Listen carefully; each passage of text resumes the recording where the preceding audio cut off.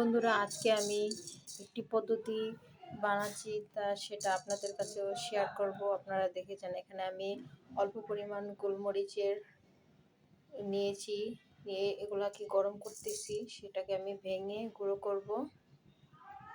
যাদের মাজা ব্যথা, পা ব্যথা, কোমর ব্যথা করে তারা এই পদ্ধতিটা ব্যবহার করলে তাদের ব্যথা কমে যাবে।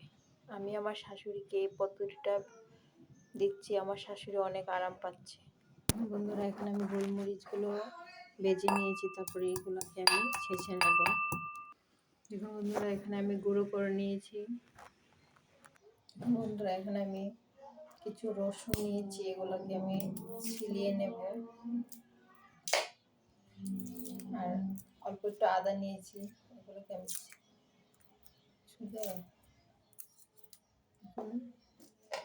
আদা নিয়েছি।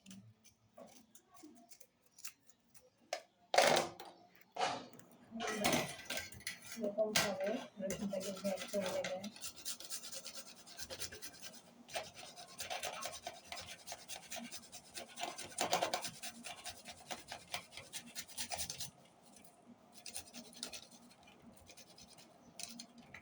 এভাবে ঘেট করে নেবেন। আমি আদাটা ঘেট করে নেব।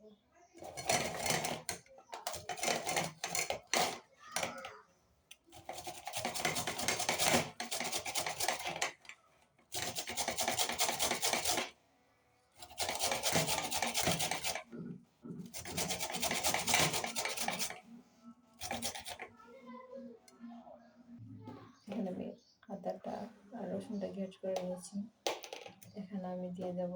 তারপরে দেখুন, এখানে আমি গোলমরিচটা ঢেলে দিলাম। তারপরে রসুনগুলো আর আদা রসুন ঘেট করে রেখেছি যেগুলো, সেগুলো দিয়ে দিলাম। তারপরে এখানে আমি খাঁটি সরিষার তেল দিচ্ছি। আপনারা চাইলে খাঁটি সরিষার না থাকলেও দোকানের তেলও দিতে পারেন। আমি বেশি করে বানাবো তাই বেশি করে তেল দিচ্ছি। আপনারা চাইলে পদ বানাতে পারেন। দেখুন, এখন আমি চুলাতে বসিয়ে দেব।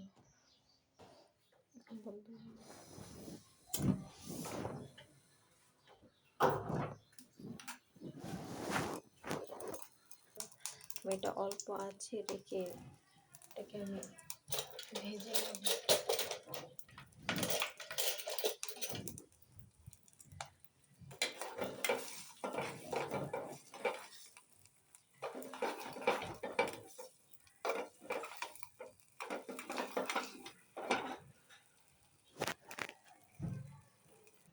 দেখুন বন্ধুরা, আমার এটা হয়ে গেছে।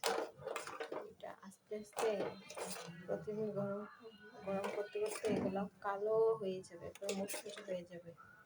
এটা আপনারা ব্যবহার করে দেখবেন, এত আরাম পাবেন, শান্ত মতো ঘুমাতে পারবেন। আমি আমার শাশুড়িকে এই পদ্ধতিটা ব্যবহার করি, আমার শাশুড়ি অনেক আরাম পায়। আগে বিছানাতে উঠতে পারতো না সে, এখন মাশাআল্লাহ আলহামদুলিল্লাহ দিয়ে অনেক সুন্দরভাবে হাঁটতে পারে, চলাচল করতে পারে, আমার কাজেও হেল্প করতে পারে। আপনাদের কাছে আমার ভিডিও ভালো লাগলে সাবস্ক্রাইব করে রাখবেন, পরবর্তী ভিডিও আপনারা আগে পেতে দয়া করে ভালোবাসা দেবেন। ওকে, আল্লাহ হাফেজ। আজকে এ পর্যন্ত।